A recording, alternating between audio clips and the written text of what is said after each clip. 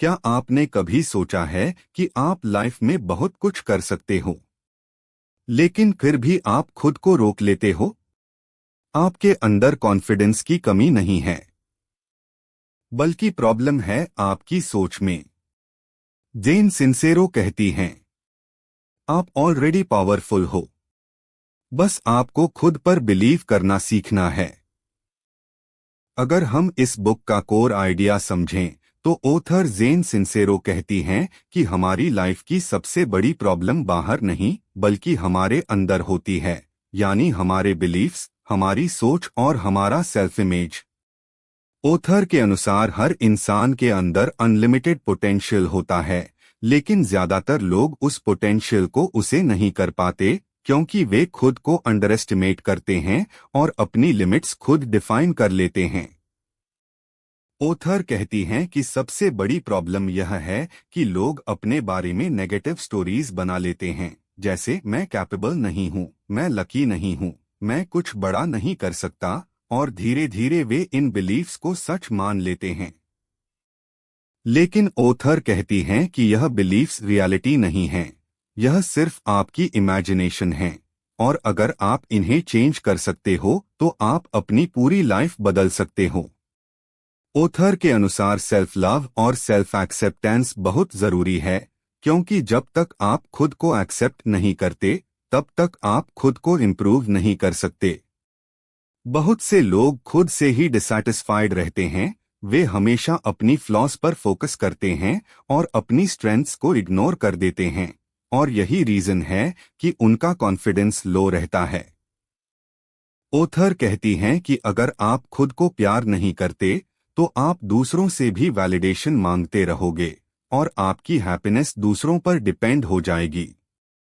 इसलिए सबसे पहला स्टेप है खुद को एक्सेप्ट करना और खुद पर विश्वास करना।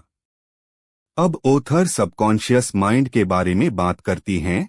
ऑथर कहती हैं कि हमारा सबकॉन्शियस माइंड हमारी लाइफ को कंट्रोल करता है, क्योंकि वही हमारे बिलीफ्स को स्टोर करता है और उसी के हिसाब से हम बिहेव करते हैं।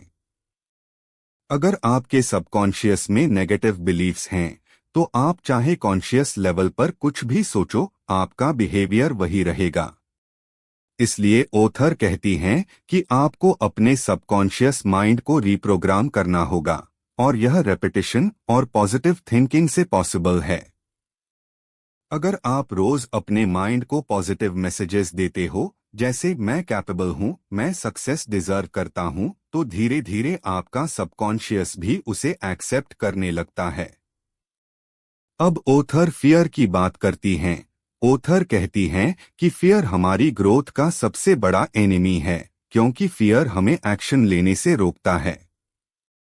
लेकिन ऑथर यह भी कहती हैं कि फियर नेचुरल है, हर इंसान को फियर लगता है, लेकिन सक्सेसफुल लोग फियर के बावजूद एक्शन लेते हैं।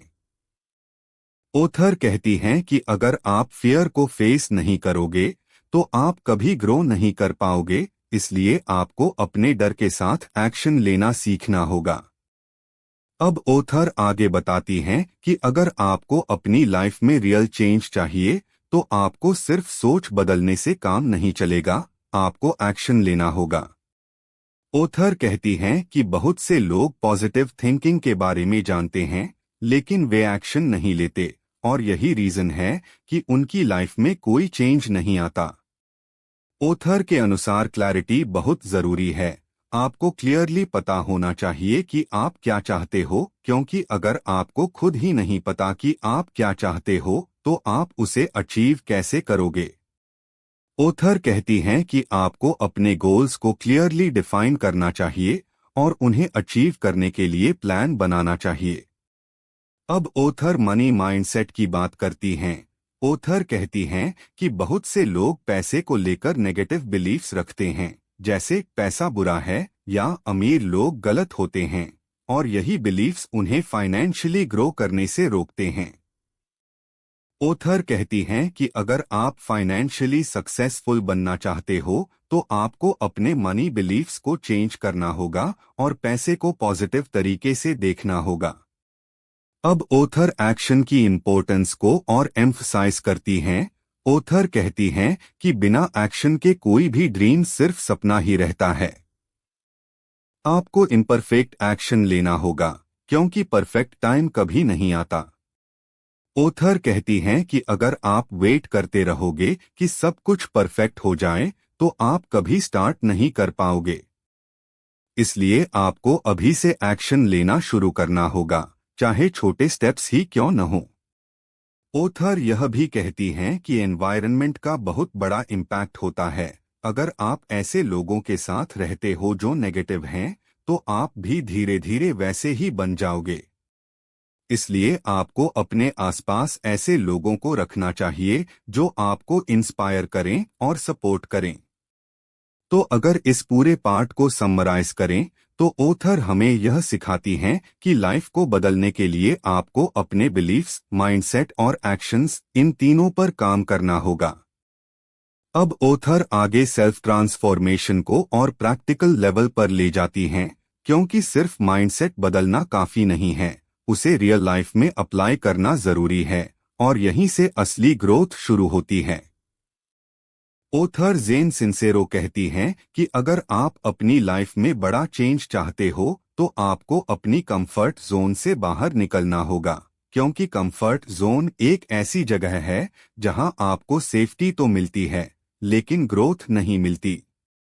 ऑथर कहती हैं कि ज्यादातर लोग अपने ड्रीम्स इसलिए अचीव नहीं कर पाते क्योंकि वे रिस्क लेने से डरते हैं, वे अननोन से डरते हैं, और इसी वजह से वे वही लाइफ जीते रहते हैं जो उन्हें मिली है।